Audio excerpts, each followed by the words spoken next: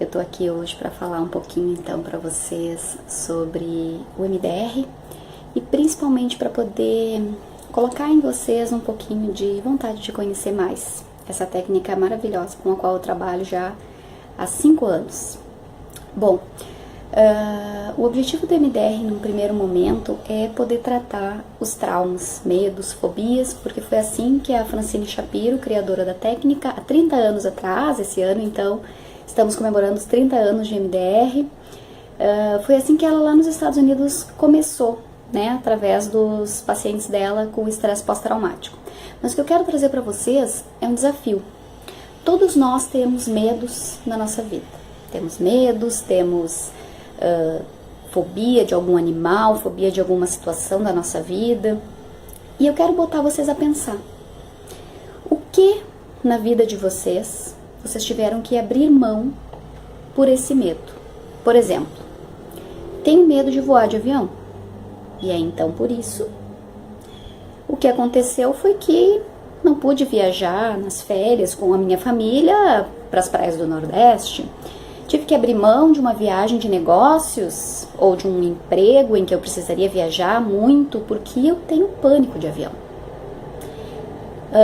Um outro medo, por exemplo, eu tenho medo de dirigir, o que é muito comum nos dias de hoje, até porque a violência na cidade nos causa um pouco de medo. Nunca passei por nenhum acidente, ou sim, já passei, ou me envolvi num acidente onde eu estava de carona, tirei minha carteira e nunca dirigi, ou nunca quis nem tirar a carteira de motorista. O que esse medo impediu você de fazer? O que esse medo te atrapalhou na vida até hoje? Bom, em alguns momentos eu preciso sair de carro e tenho que chamar um táxi, um Uber, eu preciso que o meu marido me leve ou ir de carona com um amigo. Pensa um pouquinho, o que você deixou de fazer na sua vida por ter medo de dirigir? E aí então, coloca aí nos comentários. Será que a sua vida não seria melhor se não tivesse esse medo? E é claro, daí você vai me dizer, mas eu não estou disposta, nem financeiramente, nem tenho tempo para ficar 1 ano, 2 em terapia para resolver esse medo. Eu estou aqui lançando esse desafio. Vamos tratar esse medo? Não em 1 ano de terapia, 2 meses. 2 meses eu te dou de prazo, de tempo, para você não ter mais esse medo. E de quebra, ainda sentir vontade de tratar os outros, pequenos medinhos do dia a dia. Sabe o que o MDR trata? Traumas. E o que um medo é? Nada mais é do que um trauma que tu tem no teu emocional.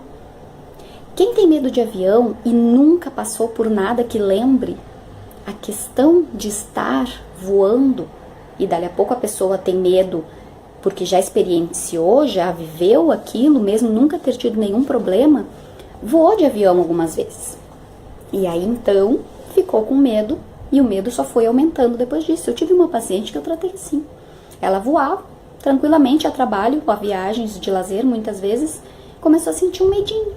Aquele medinho passou a ser um medo maior. E cada voo era um novo momento de estresse. Até que chegou um momento em que ela teve um pânico durante um voo e que ela não voou mais a partir dali. E aí então ela veio me procurar pra gente tratar isso. Ela não conseguia entrar no site para agendar uma viagem para a família para as próximas férias de verão, sendo que a gente estava entrando no verão e eles no próximo ano que iriam viajar, e ela não conseguia entrar no site para olhar a possibilidade de valores, de passagem aérea, nada. De tanto pânico que ela tinha de pensar nessa possibilidade.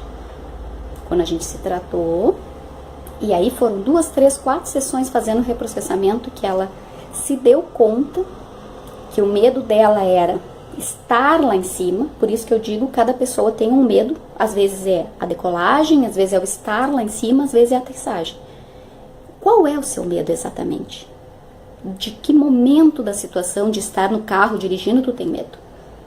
De entrar, de ligar, de andar, de alguém te bater, de correr risco de vida, de ser assaltado? Do que você tem medo?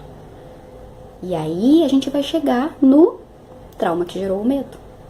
Então, com essa minha paciente do medo de avião, a gente descobriu que como ela nunca tinha sofrido nenhum acidente de avião, e tudo bem, a gente escuta muito, o acidente da TAM, o acidente dos aviões que vão caindo e que a gente fica com medo, mas isso não é o suficiente para causar um trauma.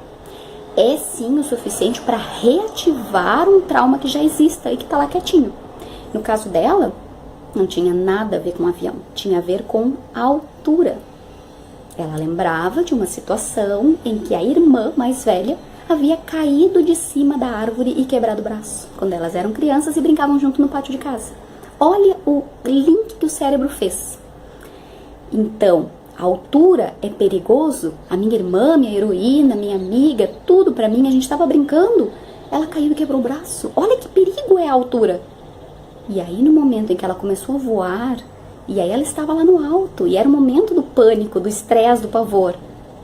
Porque o cérebro emocional infantil, naquele momento, lembrava da sensação horrível que foi ver a irmã caindo, quebrando o braço e se machucando. Então, conclusão, estou em perigo. Essa era a crença negativa dela quando ela voava. E o cérebro apenas fez um link com a altura. A altura é perigoso. Ponto. E ela não entendia por que aquele pavor de altura. Então é esse o desafio que eu quero fazer para você. Vamos pensar um pouquinho aí. O que na tua vida tu abriu mão por esse medo que tu tem? Seja ele qual for. Pode ser medo de sapo, como eu tô agora, de olho numa paciente que está resistente em tratar o medo de sapo dela.